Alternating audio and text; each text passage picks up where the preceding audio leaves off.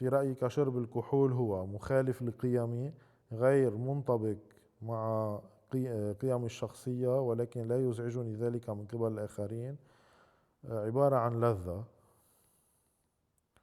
غير منطبق مع قيمي. غير منطبق مع قيمي الشخصية لكن لا يزعجني ذلك من قبل الآخرين. أنه إذا كنت قاعد وحدا عم يشرب، ما بالنهاية كل إنسان حر بحاله. غير منطبق على قيمي الشخصية ولكن لا يزعجني ذلك مع الآخرين. مخالف لقيمي. مخالف لقيمي إذا شربت كتير أكيد. unfortunately هون قد ما بنسهر وهيك سو بنتعود نشرب كتير، وإنه حتى السراوندينجز تبعي نحن هون بلبنان بنشرب كتير. إذا هو مقتنع إنه هو إذا شرب شوي رح يكون مبسوط ورح يكون مرتاح، أوكي. أنا لألي مخالف لقيمي. ما جربت وما عم فكر جرب، بس ما عندي مشكلة مع أي حدا بيشرب، يعني هو حر بالنهاية.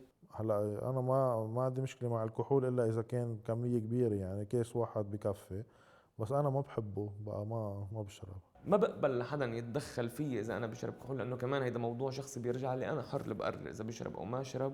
فما عندي مشكلة إذا كنت مع ناس عندهم مثلا الكحول عادي، أكيد مش إنه بمانعهم أو مثلا برفض القعدة معهم كمان، لا، كل واحد حر بحاله. بس مش كمان الإفراط فيه. هون بتجي للشخص هو كيف عم بيتعامل فيها وقد ايه هو عم بيعطي قيمة لحاله أو حتى ليش عم بيشرب. هو عبارة عن لذة بالنسبة إلي. إذا بين هول ثلاثة عبارة عن لذة.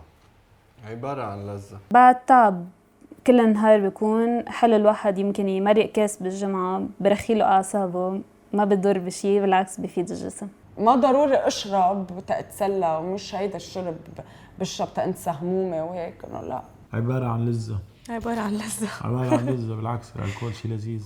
هذا إذا كنا قاعدين حاطين إنه هيك قاعدين مع رفقة، إيه لذة هون بسميها إنه قاعدين مبسوطين. شرب الكحول عبارة عن لذة، ما ولا شيء من ايامي بيقولوا لي انه ما لازم تشرب كحول، بالعكس. حسب كل واحد، مثلا انا ما كتير بحب اشرب الكحول، بس اذا شربت هيدا مش مخالف لقيمي ولا حتى ما بيتبع على قيمي الشخصية. بس انه الشرب بحد ذاته ما انه شيء غلط.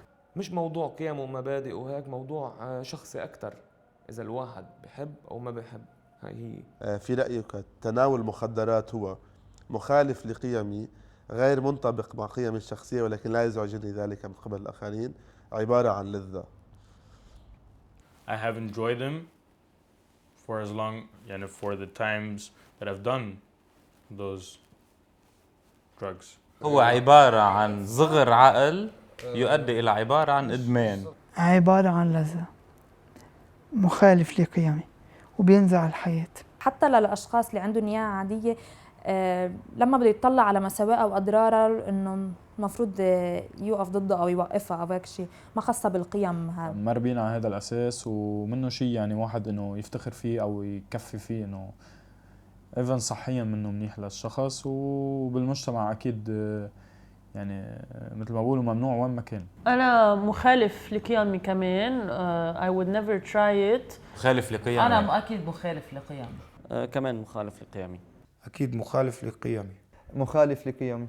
هلا الواحد حلو يجرب كل شيء بالحياة، هيك بيقولوا، سيدا كلام حلو تجرب شيء، جرب كل شيء لحد ما، يعني ما تروح بكل شيء للإكستريم.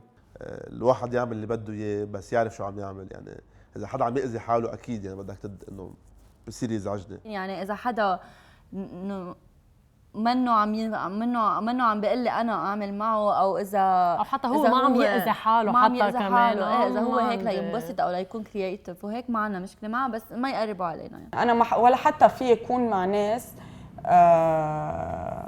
بيتناولوا مخدرات.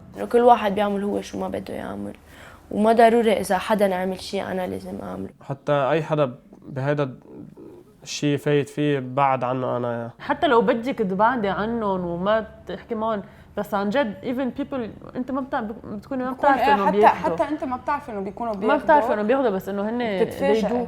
ما عندي مشكله شخصيه مع الانسان اللي بيتعاطى مخدرات، بس عندي مشكله معه بعدين بصير لما هو يتطور اكثر بيروح للاكستريم بالقصه. انا I don't do drugs and بس I don't mind others doing it. هلا حسب شو، اكيد القصص المؤمنه مثل الهيروين والكوكايين وهول لا في مشكله فيهم. انه حسب نوع المخدرات، انه فيك تكون متدخن شيء خفيف، عبارة عن عم لذة تاخذ شيء خفيف وتنبسط. وليك القصص الاخف يلي ما في عندهم لونج تيرم سايد افكت، والافكت بيروح بعد كم ساعه وما كتير بيضروا، يعني هول ما في مشكله فيهم. هلا في different kinds of drugs، مخدرات، يعني في منهم يمكن بيتخطوا الحدود، في منهم حتى بحيالله شيء بسيط بس مش يعني كمان كتير مزبوط، يعني مثل ما واحد بيشرب الكحول بيكون عادي بس انه في يتخطى الحدود، فانا I think it's بيطبق على الاثنين. عبارة عن لذة بظن، لأنه الألكول بيضر أكثر من الحشيش، إذا بدنا نحكي عن نفصلهم. اكيد ما مثل الكحول، يعني المخدرات. المخدرات حيوصل لطريق خلص ما حيقدر يكمل حياته، يعني الشرب لا عادي بتكيف معه. الإرهاب، شو هو الإرهاب بنظرك؟ متناقض مع قيم الإسلام، متطابق مع قيم الإسلام؟ متناقض مع قيم الإسلام، مش كل الإسلام إرهابية. اللي بيعرف الإسلام واللي بيقرأ القرآن بيعرف إنه الإرهاب منه الإسلام. الدين الإسلامي دين تسامح. أكيد متناقض مع قيم الإسلام.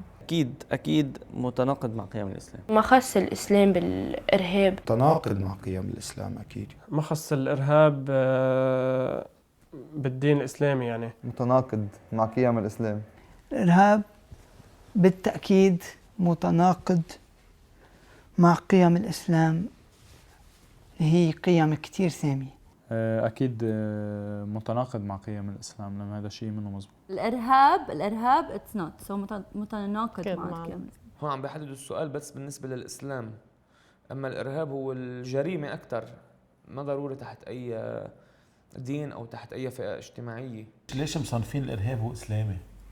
ما بعرف إنه ليش عاملين إنه هيدا الغلط، بس إنه كجواب أكيد لا، لأنه الإسلام ما خصه بالإرهاب يعني.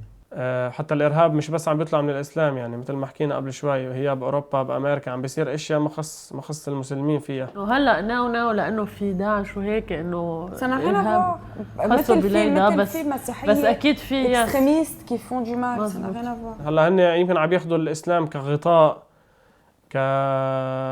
او اللي عم بيقوم بهيدا الشيء عم بيعمل الطريقه انه هدول هن الاسلام، بس لا، هدول فعليا منهم الاسلام ابدا ابدا. وانا برايي الارهاب اكثر شيء عم يضر الاسلام.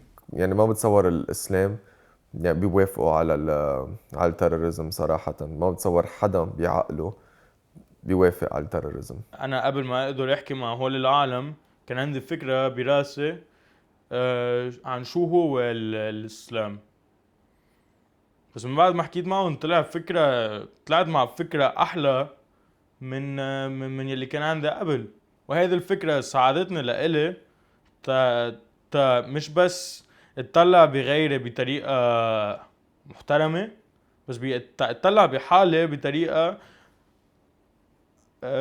more centered, more spiritual. الإرهاب هو لا يجوز بالنسبة للقوانين الإنسانية، أم يجوز بالنسبة للقوانين الإنسانية؟ أكيد لا يجوز بالنسبة للقوانين الإنسانية، أكيد لا. لا يجوز أبدا. لا يجوز. أكيد لا يجوز بالنسبة للقوانين الإنسانية. أكيد لا يجوز. أكيد وطبعا، والمؤكد أنه لا يجوز بالنسبة للقوانين الإنسانية.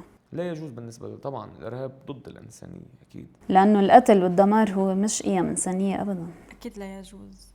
أكيد أنا بوافق الرأي. لا، التيروريزم ما بيقطع لو شو ما صار. I think it's intolerable regardless of anything. ولا مرة التيروريزم ساعدنا أو خلينا نتطور، عطول رجعنا لورا، عطول من وراها بنعيش بالخوف، عطول من وراها بالعالم يتطلعوا فينا من فوق. وأول حق إنك ما تقتل إنسان، وإنه ما لك حق، مش أنت اللي عطيته الحياة أنت تلغيها.